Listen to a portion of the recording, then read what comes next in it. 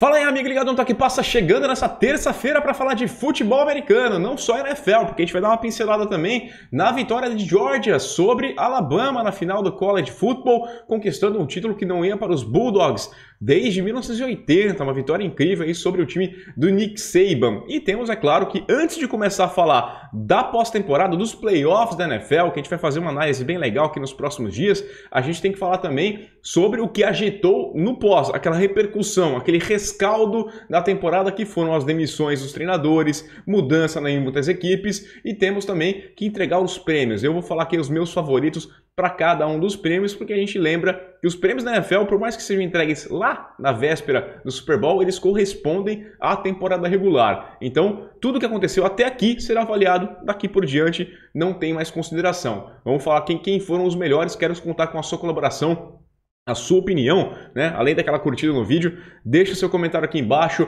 né? Diz aí pra você quem foram os melhores, o que você achou do título da Georgia Bulldogs, o que você achou das demissões dos treinadores, deixa seu comentário, ajude o Toque Passa a crescer, estamos crescendo graças a vocês, a meta é ousada ainda, 20 mil até o Super Bowl, acho difícil, mas a gente segue sonhando com isso, e você que chegou agora no Toque Passa, se inscreve aqui, é de graça, não custa absolutamente nada, clica aqui para se inscrever e também clica no sininho aqui embaixo para receber notificação sempre que um vídeo novo for publicado. Então vamos nessa, roda a vinheta.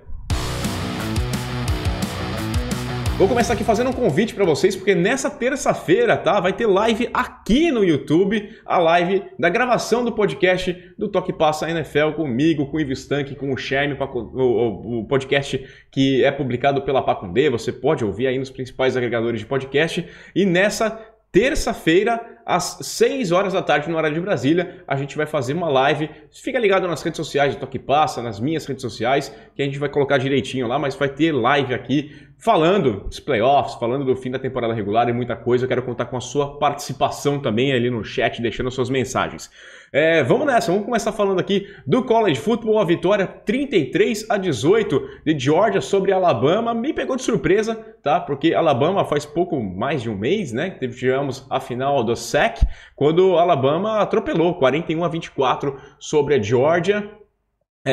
Foi um jogo muito mais pegado, um jogo muito mais parelho, muito mais equilibrado e me surpreendeu, tá? Quando rolou aquele fumble do Stetson Bennett, eu achei que a coisa ali, Alabama ia controlar a parada, né? Eles conseguem fazer o placar 18-13, eu falei, agora aqui, bom, Nick Saban tá mais do que escolado, 10 minutinhos no relógio, vai cozinhar o galo aqui, vai levar essa parada e vai conquistar o título. Mas não foi assim, teve a virada de novo, e aí quando o Bryce Young tentava aquela campanha final, campanha do título, ele acaba sofrendo uma pick six do Kelee Ringo, né? Percorre 79 jardas para dar o título para os Bulldogs. O Bryce Young que leva o prêmio Heisman nessa temporada, a gente lembra, foi uma boa temporada do Bryce Young, mas você ser quarterback, você já tem meio caminho andado para levar algum prêmio desse calibre, e o Young, bom, pode ajudar no crescimento, né? Já é aquela primeira dorzinha no crescimento, o cara já perde uma final, já tem essa amargura aqui e pode ajudar no crescimento dele. Vamos lembrar aqui, Bryce Young não é nome do próximo draft, ele é um segundo anista, ele não é elegível ainda para o draft, segundo ano dele como jogador universitário, então só para o outro ano que ele vai poder ir para o draft. Então calma aí, pessoal, não é para você ficar pensando que o seu time pode pegar um Heisman Trophy neste draft, quem sabe na próxima temporada. Bom, parabéns aqui, o pessoal da Georgia tem sofrido bastante com o esporte ultimamente, então é legal ver lá, ó, a festa, né? Eu coloquei algumas imagens aí que a gente viu, foi bem interessante, desde 1980 não vi esse prêmio. Vale a pena. Alabama tem o próximo ano. Sempre tem o próximo ano. Já saem como favoritos para levar o título na próxima temporada. É sempre assim. Nick Saban é um monstro, é gigante. E para o torcedor dos Patriots pode ser uma boa notícia, né? Porque tem aquela historinha lá, né? Que quando um ganha, o outro perde, né? O Bill Belichick e Nick Saban ficavam revezando ano a ano. Bom, agora o Nick Saban perdeu. Será que o Belichick leva o título? Eu acho difícil, mas quem sabe? Bom, vamos lá, vamos falar de treinadores então, vamos falar dos treinadores que perderam o emprego, as mudanças que tivemos na segunda-feira, muitas mudanças aí em equipes, algumas ainda podem acontecer, a gente lembra disso aqui, mas é tradicional. Segunda-feira, pós-temporada regular, sempre rolam demissões. Vou começar falando de um GM, né? O único GM ali que foi que perdeu o seu emprego, uma mudança de GM, não foi nem demitido, que foi o Dave Gettleman, né? GM da equipe do New York Giants. A maior tristeza que a gente vai carregar só é que o Gettleman aposentou, ele não foi demitido, ele tinha que ter sido demitido para depois aposentar, porque o trabalho dele é uma das coisas mais patéticas que a gente viu na NFL nos últimos tempos. Foram 4 anos lá em Nova York e o histórico dele, 19-46, 19 vitórias, 46 derrotas, né? Todas as temporadas os Giants perderam pelo menos 10 partidas, patético, horrível, um trabalho péssimo ali. Começa em 2018 com uma pique questionável do Saquon Barkley. Eu defendi essa pique, eu achava justo, eu achava correto você pegar o Saquon, era o melhor jogador disponível no draft naquela posição, né? Segunda posição daquele draft. Eu achava que a equipe dos Browns levaria o Saquon, não levou o Baker Mayfield, mas muita gente falou assim, pô, você tinha que ter pensado no quarterback pro lugar do Eli. O que eles iam pegar? O Sam Darnold, né? O Sam Darnold saiu logo em seguida. O Josh Allen, podia ser um bom nome? Sim, mas eu acho que o Josh Allen em Nova York não seria o Josh Allen que é hoje em Buffalo. Vamos lembrar os primeiros anos do Josh Allen, né? O McDermott tem muito mérito nessa construção. Acho que o ambiente lá em Buffalo ajudou o Josh Allen até essa evolução. Não acho que ele seria o mesmo jogando em Nova York. Josh Rosen, tinha o Lamar Jackson também, mas também eu vejo o mérito do Harbaugh em você conseguir fazer esse trabalho crescer, né? E depois o principal para mim do Gettleman foi o ano seguinte, quando ele pegou o Daniel Jones, ele subiu no draft para pegar o Daniel Jones. Questionável demais essa pique, né? Nossa, não fazia o menor sentido você optar pelo Daniel Jones naquele momento e depois ficar insistindo, né? Não deu certo ali, mas você força o segundo ano, esse ano forçou de novo a barra para ver, tem muitos altos e baixos, você ainda não tem uma noção do que é o Daniel Jones, se ele é material para quarterback, se mantém ele mais esse ano, o que você faz da vida com o Daniel Jones. E essa aposentadoria do Gettleman deixa aí sob júdice o que vai acontecer com o Joe Judge, né? Que ele que é o treinador da equipe não sabe muito bem, porque agora Nova York vai atrás de um novo GM e a tendência é que você pegando um GM, ele vá atrás de um treinador também. Vai depender de quanto tempo os Giants vão demorar para conseguir esse general manager, né? Para ver quem são as possibilidades de mercado, né? Para não largar muito atrás. Então, o Judge tem uma chance ainda de permanecer, mas se permanecer para o ano que vem, cara, é aquele hot seat completaço mesmo. Não vejo muita chance. Vou torcer, né, que a torcida dos Giants merece um pouquinho de respiro aí, porque, cara, é um ano pior que o outro. As coisas não tão fáceis por lá. Não vou ser hipócrita, não vou dizer que como torcedor dos Patriots não tô um pouquinho feliz, tá? Um pouquinho feliz eu tô sim, mas sendo aqui isento, imparcial, eu tô torcendo para que vocês voltem a ter os seus momentos de glória, né? Vocês tiveram bons momentos, é uma pequena vingancinha que não vai apagar o que aconteceu lá em 2008, mas vamos nessa, vamos falar aqui de mais treinadores que perderam emprego também. Bom, o primeiro a perder emprego foi no domingo mesmo, o Vic Fangio, técnico da equipe do Denver Broncos. Os Broncos terminaram 7-10, já não tinham mais chance nenhuma de chegar aos playoffs. E em 3 temporadas, a campanha do Vic Fangio, 19-30, 19 vitórias, 30 derrotas, nunca conseguiu para os playoffs. 6ª temporada seguida da equipe dos Broncos sem ir para os playoffs. Já falava que era um técnico que entrava na temporada num hot seat, né? Era um time que tinha um potencial, para mim faltava apenas um quarterback. Acho que apostaram demais, sonharam demais com a chance de ter o Aaron Rodgers nessa off-season, né?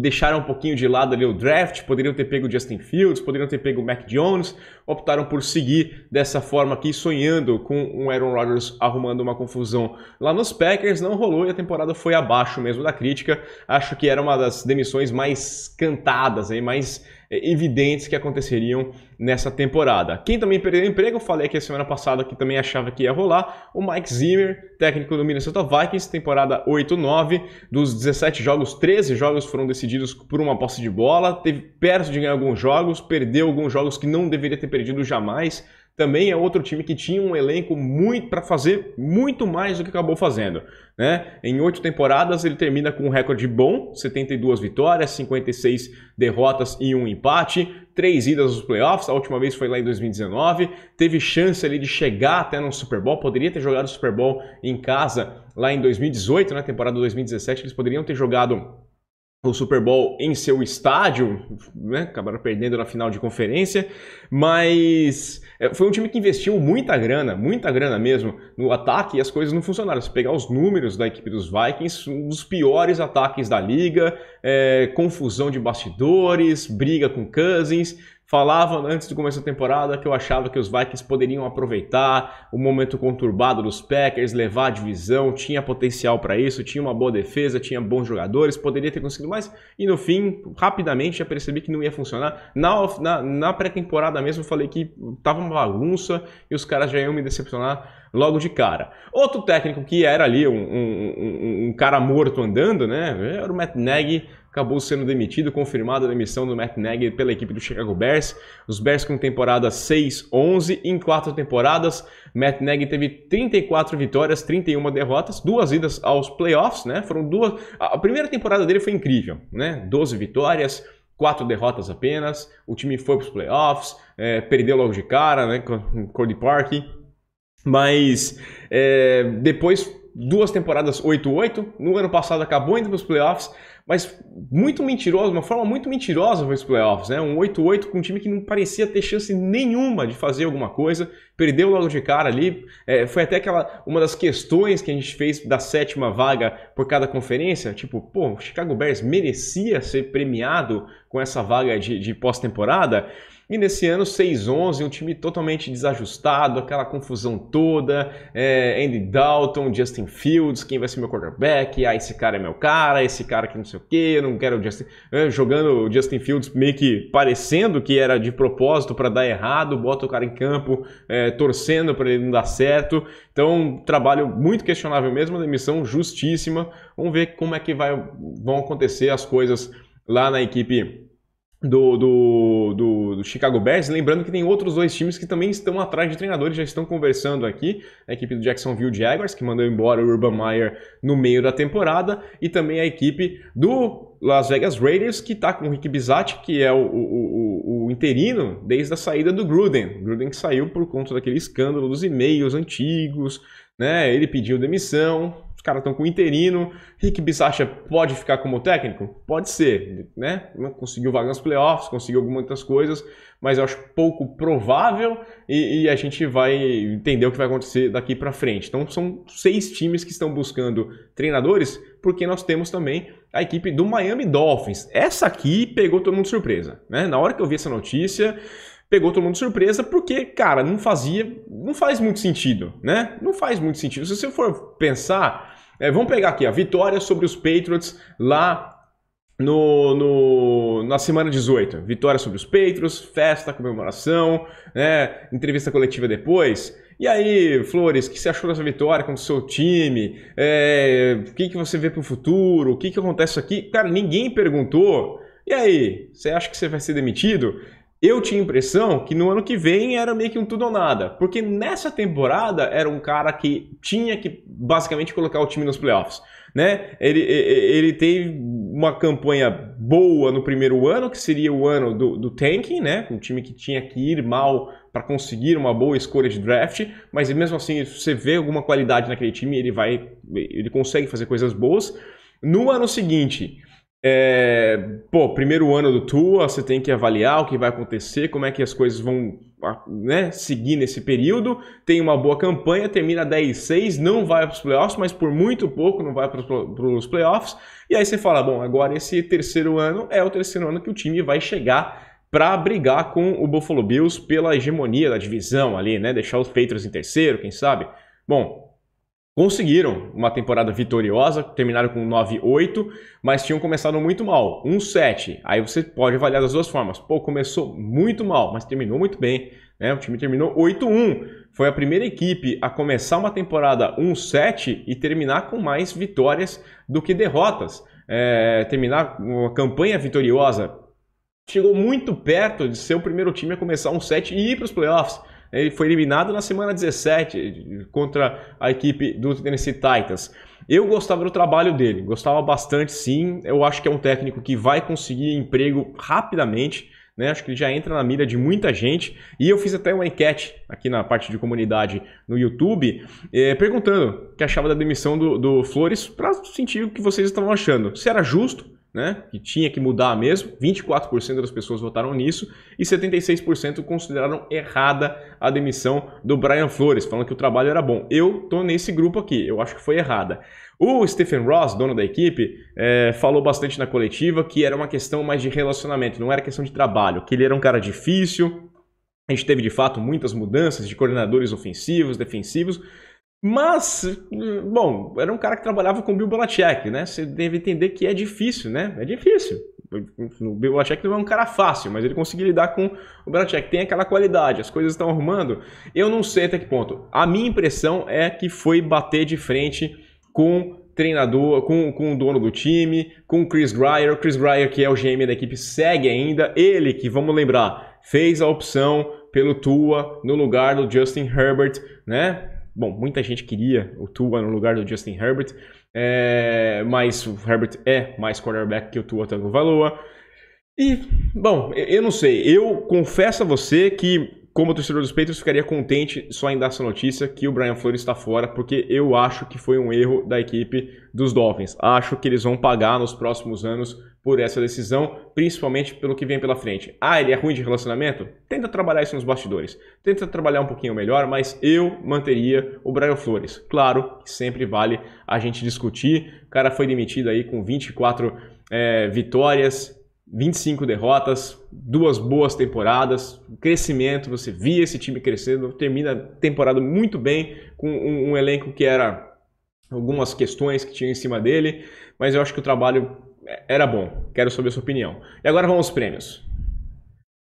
Vamos lá, vamos falar dos prêmios aqui, porque eu vou entregar os meus melhores, tá? É a minha opinião, isso deixar bem claro, eu não voto, eu não sou um dos 50 eleitores da AP, eu não tô nada disso aqui, mas eu tenho que dar os meus melhores do ano e eu vou começar com o melhor treinador, que tá difícil, tudo tá difícil. Votar em qualquer coisa que tá difícil, mas o meu prêmio de melhor treinador, até queimando a minha língua, eu poderia muito bem baixar quieto, tá? Tem outros nomes aqui, mas eu vou dar a mão palmatória aqui, vou falar do Mike Vrabel, que eu critiquei bastante, achava que o Vrabel estava num hot seat porque tinha que fazer essa defesa funcionar, começou o ano mal, se encontrou bastante ali, graças também, é claro, ao Derrick Henry, mas depois ele perde o Henry, vinha numa queda que eu falava, tá vendo? Perdeu seu astro e foi lá. E mesmo assim conseguiu contornar toda essa situação para terminar com a primeira posição da AFC. Mas demérito do adversário? Sim, demérito de muita gente que começou ali, os Chiefs mesmo começaram muito mal, mas nesse cenário todo, o cara conseguiu. Então eu fico com o Mike Vrabel com menções honrosas demais pro Mike Tomlin. Cara, o Tomlin é um cara que me conquistou demais esse ano, já era um baita treinador, mas esse ano ele mostrou levar esse time dos Steelers para os playoffs. Meus parabéns, porque é uma nhaca, né? 15ª temporada dele na NFL, nunca teve uma temporada negativa.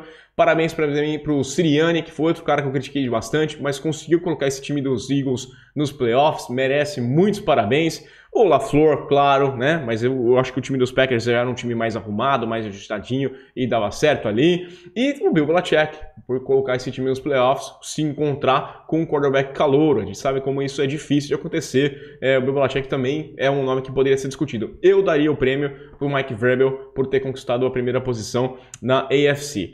Comeback Player of the Year, um prêmio que estava na mão do Dak Prescott o tempo inteiro para mim, né? Acho que o Dak merecia muito, era um cara que parecia isso aqui, mas eu não gostei de algumas rodadas aí na reta final do Dak Prescott e eu daria o prêmio pro Joe Burrow, que tá com aquela cicatriz enorme no joelho e teve um time espetacular, bonito de ver, gostoso de ver essa parceria dele com o Ja'Marr Chase. Eu daria o Comeback Player of the Year pro Joe Burrow, que eu acho que me encantou mais do que o Dak Prescott. O Dak Prescott começou muito bem, mas teve uma quedinha. Ele parece que ele não está muito confortável. Então eu ficaria com o Joe Burrow. Mas está aberto. Esses dois prêmios aqui estão bem abertos. O prêmio que não está aberto para mim de forma nenhuma é o de calouro defensivo. Não tenho o que discutir. É do Micah Parsons, tá? Do começo ao fim, esse cara é sensacional e esse cara tem que estar na disputa, tem que estar sendo mencionado ao prêmio de jogador defensivo, não só calouro. Muito bom jogador mesmo. Por que eu não dou para o Micah Parsons também o prêmio de jogador defensivo da temporada? Porque nós temos o TJ Watt, né? Igualando o recorde aí, bate o cara, né? Sacks, mas tem 17 jogos, não interessa, ele ficou fora de 2 partidas. Muito bom jogador, cara incrível, a alma defesa de Pittsburgh, sensacional. Para mim, o TJ Watt merece o prêmio de jogador defensivo da temporada, para entrar aí com o irmão dele e falar, você também tem aqui, ó, tô aqui, família Watt, que incrível, né? Se precisar de defesa, os Estados Unidos devia contratar aí para o departamento de defesa a família Watt, porque os caras sabem defender muito bem. Offensive Rookie, jogador ofensivo, calouro, é uma disputa bem boa com o Mac Jones, mas pelas últimas semanas eu dou o prêmio para o Ja'Marr Chase. O cara tem números espetaculares, é um jogador dinâmico, legal de se ver. Mac Jones talvez seja mais importante para os Patriots do que o Chase é para a equipe dos Bengals, talvez. Mas nas últimas semanas, né, acho que o último jogo principalmente também ali contra os Dolphins deixou um pouquinho a desejar o Mac Jones e acho que esse prêmio para mim tem que ficar para o Ja'Marr Chase, mas é bem discutível também, tá? É uma questão de preferência. Aí a gente começa a ficar bem complicado, aí tem que discutir e eu vou colocar aqui o jogador ofensivo da temporada como para mim o cara que merecia o MVP, mas ele não é quarterback, né? Porque o jogador ofensivo no fim ele é o melhor entre os não quarterbacks. O prêmio de MVP sempre fica lá com o quarterback e o Cooper Kupp para mim tem que levar esse prêmio. Um cara espetacular, liderou a liga ali em touchdowns recebidos, liderou a liga em jardas recebidas, em passes recebidos. O cara foi espetacular, incrível mesmo. Tinha uma disputa dele bastante apertada com o Jonathan Taylor, mas a questão do time dele ter chegado nos playoffs e a equipe dos Colts ter fracassado, eu acho que é o critério de desempate, né? Jonathan Taylor merece bastante, foi um cara espetacular, vinha fazendo uma temporada incrível. O Derrick Henry antes era o grande destaque, né? O Kupp sempre foi ele. Do começo ao fim, o melhor recebedor era o Cooper Kupp. O Jonathan Taylor tinha ali o fantasma do Henry sai machucado, Taylor foi bem, mas ele não apareceu, ele não deu aquele passo além. Você não pode colocar um cara ser o melhor se nem vaga nos playoffs a equipe dele conseguiu. Então ele não era tão bom assim, né? Então não fazia tanta diferença. E aí o prêmio de MVP. Eu não vou ser igual o Andy Reid, o Bruce Arians, aliás. Eu não vou ser igual o Bruce Arians, que falou que não dar o prêmio para o Tom Brady é uma farsa. Se o prêmio não for para o Tom Brady, é uma farsa. Eu não acho que seja uma farsa. Eu acho que esse prêmio está bem aberto. Eu queria que o Cooper Kupp ganhasse, porque eu não vejo o que um wide receiver pode fazer a mais para ganhar esse prêmio. Então, né? Mas entre os dois quarterbacks, que eu acho que vai ficar entre os dois quarterbacks, Tom Brady e Aaron Rodgers, por mais que exista uma pressão hoje em dia, né, graças à fala infeliz do nosso coleguinha jornalista lá que falou que não daria o prêmio para o Aaron Rodgers pelas questões erradas, fica aquela pressão. Se você não votar no Rodgers, talvez você seja um cara ali, entra essa parte política, não estou nessa aqui, mas eu daria o prêmio para o Tom Brady. Tom Brady liderou a liga em jardas passadas, em passes tentados, em passes completados, em touchdowns lançados também. Então ele é o terceiro quarterback a fazer essa quádrupla coroa, né? Liderar nessas 4 estatísticas mais importantes para um quarterback, desde o Drew Brees em 2018 e também do Peyton Manning em 2013. Peyton Manning em 2013 que foi o MVP, em 2018 não foi o Drew Brees, porque tinha aquele moleque lá chamado Patrick Mahomes que mudou tudo, né? Era um cara diferente, era um cara que levou umas estatísticas diferentes para a história toda, mas o Brees merecia o prêmio de MVP naquela temporada. Todo mundo falou que o Brees nunca foi MVP, mas naquele ano era dele, não fosse aquele garoto chamado Patrick Mahomes. Então, o Brady teve 719 passes tentados, 485 completados, 5.316 jardas. Incrível, tá? É a terceira maior marca da história da NFL. 43 passes para touchdown, Tudo isso aos 44 anos. Ele supera o Aaron Rodgers, olha, em jardas, em mais de 1.200 jardas, 1.201 jardas a mais que o Aaron Rodgers. Ele tem 6 passes a mais para touchdown do que o Aaron Rodgers. Interceptações, ele teve mais? Sim, teve muito mais, né? O Aaron Rodgers teve apenas 4, o Tom Brady teve ali as suas 12 interceptações, mas o time dele foi muito bem também, sabe? Não é uma... Eu acho que é bem dividido, mas aos 44 anos o Brady me encantou demais. São 2 caras que merecem um prêmio. Nós temos 2 caras que já têm 3 prêmios de MVP. Um deles, para mim, vai levar o 4º, e nessa disputa eu colocaria o Tom Brady, que é o maior de todos os tempos, para mim, de forma inquestionável. Mas eu ficaria com o prêmio para o Tom Brady. Quero saber a sua opinião, deixa aí o seu comentário, curte o vídeo aqui no canal, e a gente volta nesta quarta, nesta quinta-feira, tem live nessa terça-feira também, a gente vai começar a projetar o final de semana, projetar os playoffs. Quero saber a sua opinião, dúvidas, questões, mande seu comentário, e aquele abraço.